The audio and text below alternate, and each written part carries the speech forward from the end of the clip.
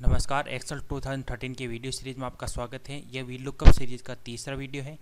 इस वीडियो में हमें क्या सीखना है कि जब किसी डेटाबेस में से वी लुकअप के थ्रू हम कोई वैल्यू लुकअप करते हैं या रिकॉर्ड लुकअप करते हैं, तब अगर उस डेटाबेस में से उसको अगर कोई रिकॉर्ड नहीं मिलता, यानी आप ऐसा वैल्यू लुकअप कर रहे हैं जो उस डेटाबेस में अवेलेबल नहीं है, यानी वो रिकॉर्ड उस डेटाबेस में नहीं है, तो वी लुकअप फंक्शन आपको क्या करेगा, एन ए का मैसेज शो करेगा।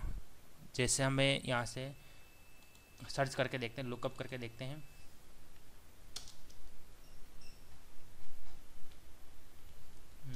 ऐसे पर्सन का रिकॉर्ड सर्च करते हैं जो इस डेटाबेस में अवेलेबल नहीं है। ठीक है, तो देखिए W इस डेटाबेस में कहीं पे भी अवेलेबल नहीं, यानी उस W नाम के पर्सन का कोई रिकॉर्ड इस डेटाबेस में अवेलेबल नहीं है। तो ये हमें कौन सा मैसेज शो कर रहा है, NA।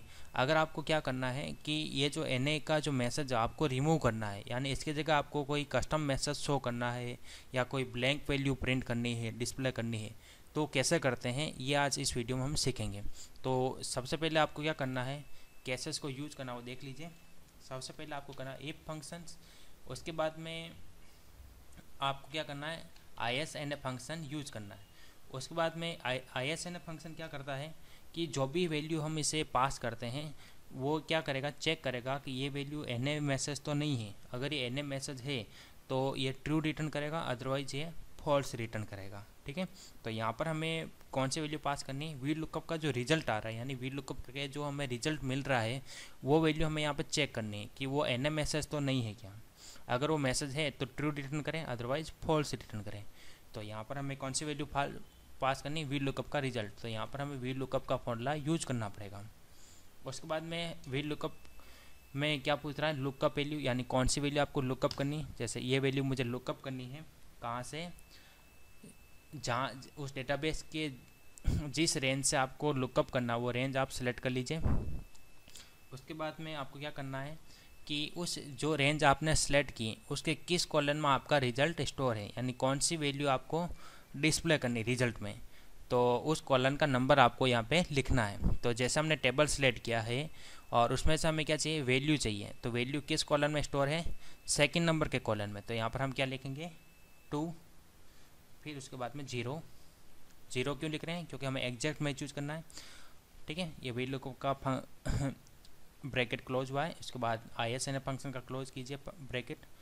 अगर ये फंक्शन हमें ट्रू रिटर्न करता है तो हमें क्या करना है, वहाँ पर ब्लैंक वैल्यू प्रिंट करना है। ठीक है, अदरवाइज अगर ये फॉल्स रिटर्न करता है तो वहाँ पर वापस हमें वी लुकअप यूज़ करना है। Okay, lookup value. उसके बाद में टेबल एरे, ये टेबल एरे सेलेक्ट कर लीजिए।